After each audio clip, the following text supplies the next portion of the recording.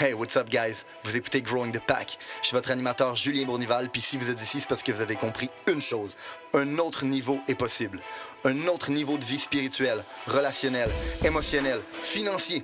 Un autre niveau est possible et c'est votre devoir d'essayer d'y accéder. Maintenant, vous pouvez continuer à blâmer votre boss, la lune, les étoiles si vous voulez, mais il n'y a rien qui va changer tant que vous déciderez pas de changer. Let's fucking get it!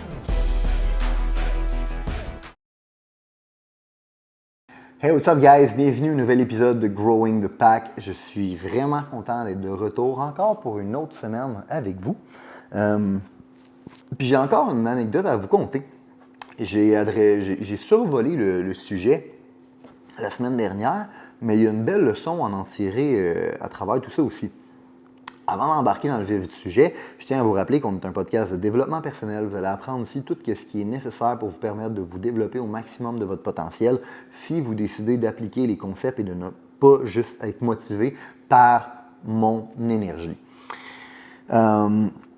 La raison pour laquelle je fais ce podcast-là, c'est pour la simple et bonne raison que je crois réellement que c'est les entrepreneurs qui vont changer le monde, les entrepreneurs, les deux, les personnes qui décident de s'engager dans une mission économique, de changer le monde. Puis je crois qu'en ce moment, les entrepreneurs ont fail à ce travail-là de façon misérable. Donc je crois réellement que le plus gros des problèmes qu'on a au Québec puis dans le monde, c'est le manque de leadership, le manque d'ownership, le manque de personnes qui décident de devenir des alphas, de prendre soin de leur communauté puis de le faire en devenant unfuckwittable. Okay? Puis c'est l'objectif du podcast, c'est de grandir cette meute-là de gens qui vont vouloir être des alphas puis qui vont vouloir être unfuckwittable. Puis si vous voulez m'aider à grandir cette meute-là, puis si vous trouvez que c'est une mission qui est noble, je vous demande juste une chose, prenez le temps de partager ça à un ami. S'il y a un tips dans mes podcasts qui vous permet de changer votre vie, bien dites-vous que ça va peut-être permettre de changer la vie de quelqu'un d'autre. Puis si vous le transférez à quelqu'un d'autre, puis cette personne change sa vie, puis elle le transfère à quelqu'un d'autre, puis quelqu'un d'autre change sa vie, puis tout le monde décide de prendre plus responsabilité de sa vie, puis de devenir plus des alphas, c'est de même qu'on va changer le petit Québec tabarnak. Puis la France, puis toute la francophonie, puis tout le monde.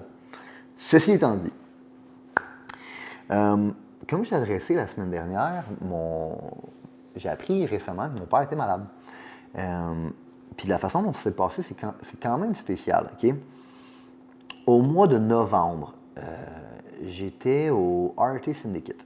J'ai une conférence avec Ed Mylett puis Andy. On était genre une soixantaine d'entrepreneurs, super intime.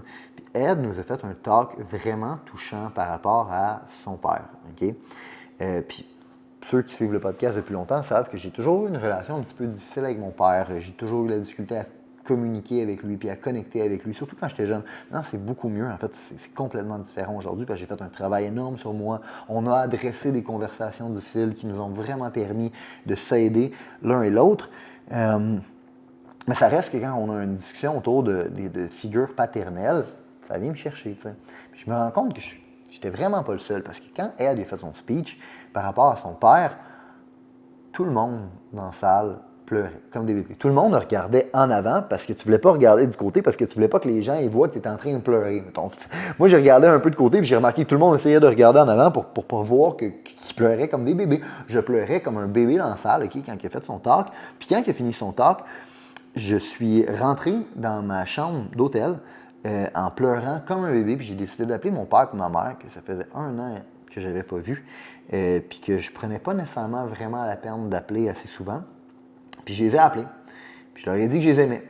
Puis ils m'ont dit « T'es-tu correct, Julien? » C'est quoi cet appel-là? Tu nous aimes? T'es-tu sur le bord de te suicider? C'est un message d'adieu. J'ai vraiment pas l'habitude, mettons, de faire ça dans la vie. T'sais.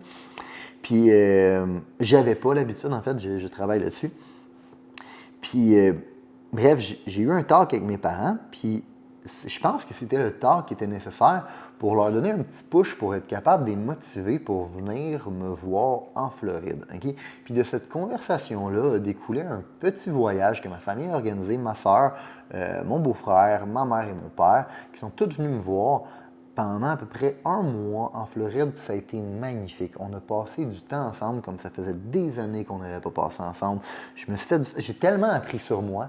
J'ai tellement appris en fait sur mon père puis sur ma mère, puis en apprenant sur eux, j'ai tellement été capable de plus apprendre sur moi, puis d'en discuter avec. Ça a été magnifique. Puis tu sais, j'ai jamais été tant proche que ça de ma famille, mais ça a tellement été un beau moment, puis ça m'a tellement rapproché d'eux, puis ça m'a tellement aperçu que c'était des personnes qui étaient précieuses dans ma vie, puis que je devrais faire un effort plus constant de les voir, puis de les aimer, puis de leur dire que je les aime, tu sais.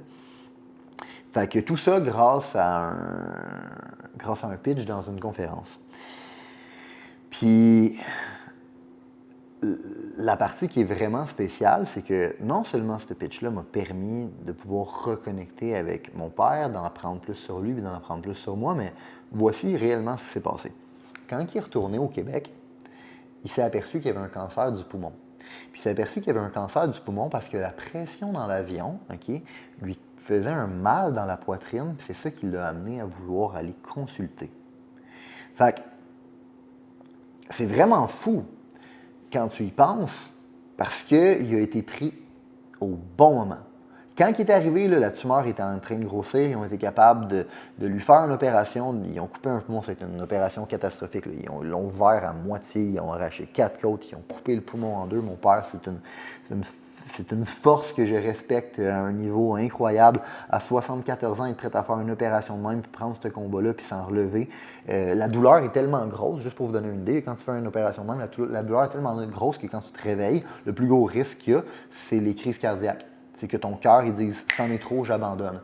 Mon père, à 74 ans, il a été capable de prendre ce challenge-là, puis il est encore là aujourd'hui. Puis Christ que je suis fier de lui, puis Christ que c'est un exemple pour moi, puis Christ que je me dis que même s'il est capable de prendre ce genre de challenge-là à 74 ans, mais c'est pas vrai que moi je vais abandonner quand j'ai des petits moments difficiles dans ma business, mettons. Fait que vous pouvez voir un peu de où je tiens ma tête dure. Ceci étant dit, l'endroit qui est vraiment spécial, c'est l'endroit suivant. Mon père aurait jamais vu qu'il y avait un cancer s'il n'était pas venu me voir en Floride. Puis, il ne serait jamais venu me voir en Floride si je ne l'avais pas contacté. Puis je ne l'aurais pas contacté au mois de novembre si je n'aurais pas entendu un talk sur un père puis que ça ne m'aurait pas frappé. Puis ça ne m'aurait pas frappé de même s'il n'y aurait pas eu une relation conflictuelle avec mon père. Fait qu'en vrai, là, la relation conflictuelle que j'ai eue puis le sentiment d'abandon que j'ai eu de mon père durant mon adolescence et ma période de jeune adulte, c'est ce qui a sauvé mon père. C'est ça qui a sauvé mon père. Parce que sans ça, le talk ne serait pas venu me chercher à ce point-là. Puis sans ça, je ne l'aurais pas contacté. Puis si on n'aurait pas eu cette relation-là qui voulait à ce point-là reconnecter avec moi, s'il n'aurait pas donné le push de venir me voir, puis s'il ne serait pas venu me voir, il n'aurait pas pris l'avion. Puis s'il n'aurait pas pris l'avion, il n'aurait pas été capable de voir la pression sur son corps qui lui a fait sentir une douleur, qui lui a fait apercevoir qu'il y avait un cancer, puis qui lui a permis de se faire traiter juste à temps.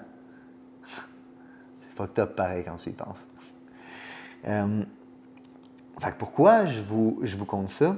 C'est parce que ça va avec une croyance fondamentale que j'ai, qui est quand tu fais les bonnes choses viennent à toi parce que la vie ne t'arrive pas, elle arrive pour toi. Les choses de la vie ne t'arrivent pas, ils arrivent pour toi. J'ai souvent pris l'exemple, puis je vais prendre un exemple qui est plus loin, mais encore une situation avec mon père. J'ai souvent pris l'exemple de la relation conflictuelle que j'avais avec mon père, puis que ça m'avait donné un sentiment d'abandon, mais que quand j'étais capable de travailler sur ce sentiment-là d'abandon, bien, ça m'a permis de m'ouvrir au grand jour. Puis quand je me suis ouvert au grand jour, ça m'a permis de vraiment changer drastiquement ma vie. Puis j'en parle souvent dans d'autres podcasts, puis dans toutes sortes d'autres événements. Mais sans cet événement-là, ben, je ne pourrais pas être où je suis.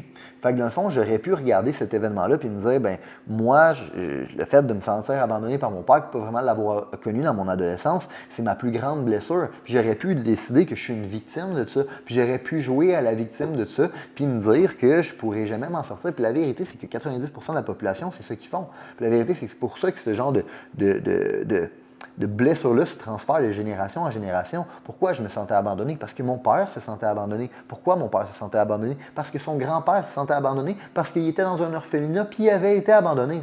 Fait que c'était un generational curse qui était passé de génération en génération puis que j'ai été capable de briser. Puis je l'ai brisé pour une chose, à cause de cette croyance fondamentale-là. Les choses arrivent pour moi. La journée que tu es capable d'être reconnaissant pour tes pires catastrophes, tes pires coups durs puis tes pires blessures, la journée que tu es capable d'être profondément reconnaissant de ces choses-là, parce que tu te rends compte que c'est ça qui fait la personne que tu es aujourd'hui, c'est là que ta vie va réellement changer. Et ce, de façon drastique. OK?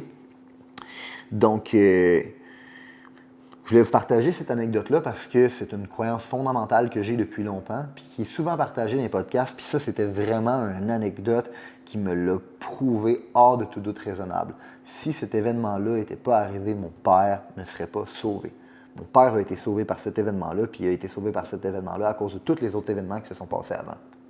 Il n'y a rien d'anodin, il n'y a rien de banal, puis la vie va vous servir à une seule et unique condition. Vous décidez de prendre action et vous décidez de la laisser vous servir et vous faites les bonnes choses. Mon père ne serait pas venu me voir si je ne l'avais pas contacté. Je ne l'aurais pas contacté si je n'aurais pas décidé de prendre action sur mon émotion que j'avais en sortant de la salle, puis que je pleurais comme un bébé, puis que je regrettais de ne pas avoir assez connecté avec mon père. Fait que si tu fais les bonnes choses vont venir à toi, puis tu vas être capable de transformer peu importe ce qui arrive dans ta vie en un élément qui est positif, même un fucking cancer de ton père. Fait que là-dessus, guys, j'espère que vous avez eu du plaisir à travers cet épisode-là. Puis si vous voyez de la valeur là-dedans, prenez le temps de partager ça avec un ami. Ça nous aide plus que vous pouvez l'imaginer. Let's fucking get it. Si vous avez considéré que l'information, les principes, les valeurs qui ont été partagées aujourd'hui ont une certaine utilité dans la vie, vous allez non seulement vouloir appliquer les concepts, mais vous allez surtout vouloir les partager. Et partager à un ami, partager à une connaissance, partager à quelqu'un qui en a besoin. Growing the Pack, c'est avant tout un mouvement qui grandit à travers les gens qui fait grandir. C'est un mouvement qui permet de créer les leaders de demain. C'est seulement grâce aux gens comme vous qui comprennent que le développement du leadership est notre plus gros enjeu qu'on va réellement faire avancer les choses. Je vous remercie pour votre temps. Let's grow the fucking pack!